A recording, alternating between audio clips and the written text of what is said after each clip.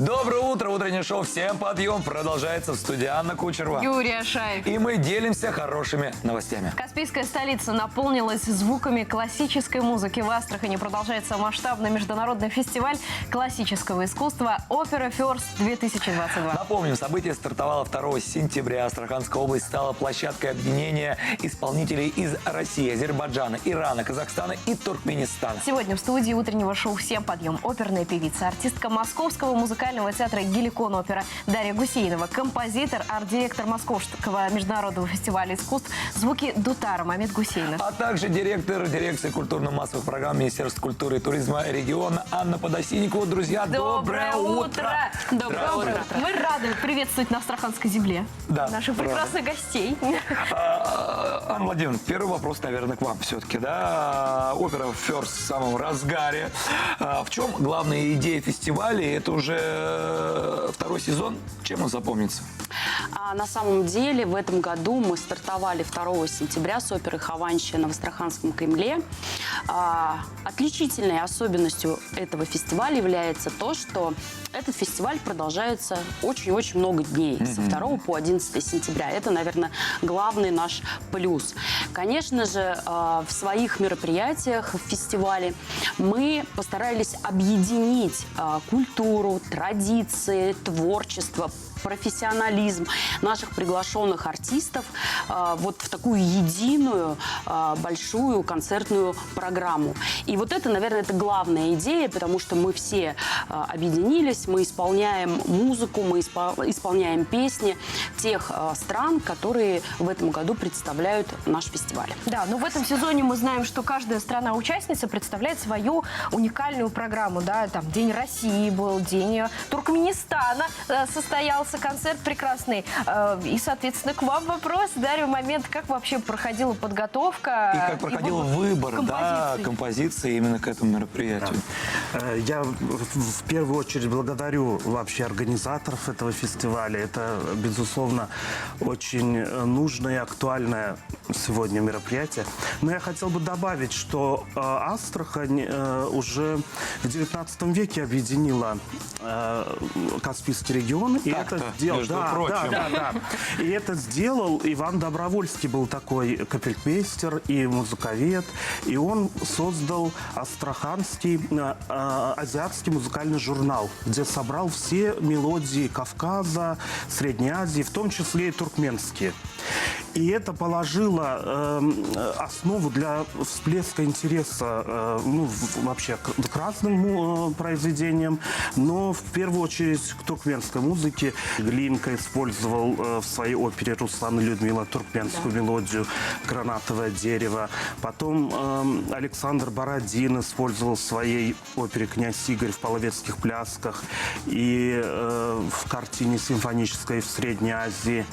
И также Петр Ильич Чайковский в своем балете «Щелкунчик», там танец кофе есть, арабский танец, но там использована мелодия туркменская, которая называется «Бибиджан». И вот это все сделано было благодаря азиатскому музыкальному журналу, который выходил в Астрахани как раз. Так что это... Такой исторический экспорт. Да. Так что это очень как-то так символично, что и сегодня Астрахань снова объединяет Каспийский регион. Подробности хотим узнать, какие композиции исполняются в концерте. Да, у меня уже много других вопросов. Про композиции, Композиция. Значит, у нас мы взяли самых таких корифеев туркменской музыки. Это композитор Нуры Халмамедов, это наше туркменское все в музыке. Почему так? Потому что колыбельную его, которую из фильма «Решающий шаг матери» поют своим детям, даже не зная, что это музыка авторская. Также, когда человек умирает, его провожают в последний путь под траурную мелодию из фильма «Горькая судьба». И это все Халмамедов, то есть на все случаи жизни композитор. Ну, в общем, те, кто были на концерте, они услышали и увидели, какая это красивая музыка, как это все очень актуально сегодня, да. Я хочу просто продолжить, и мы не можем не заметить в нашей студии просто невероятную красоту. Я именно говорю про Дарью, про наряд, про весь образ.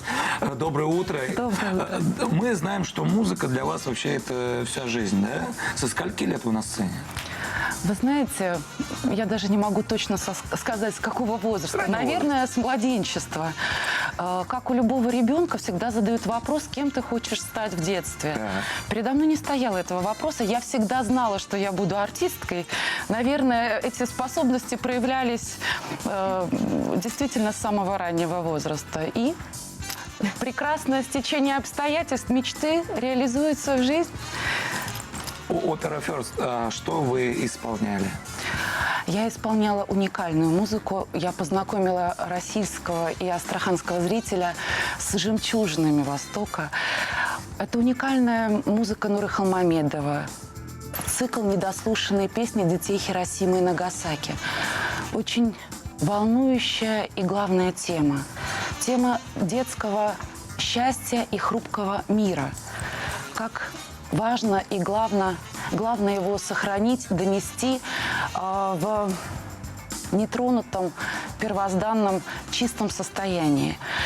Эти произведения, которые мы представили нашей публике, они настраивают и дают какой-то посыл в будущее. Они говорят о вечных ценностях, которые неприходящие, которые должны быть и на которых должно воспитываться новое поколение.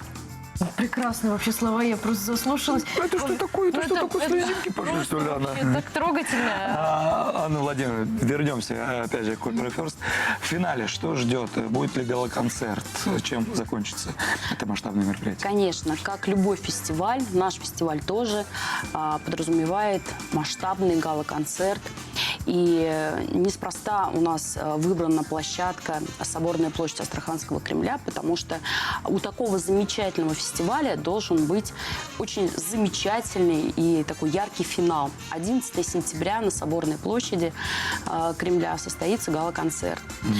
Традиционно уже, конечно же, будет в нем принимать участие Прикаспийский оркестр, который создан именно в рамках этого фестиваля. И, кстати, 10 числа в Астраханской государственной филармонии будет открыта штаб-квартира Прикаспийского оркестра. Для нас это тоже очень значимо. И это, наверное, одна из изюминок нашего фестиваля.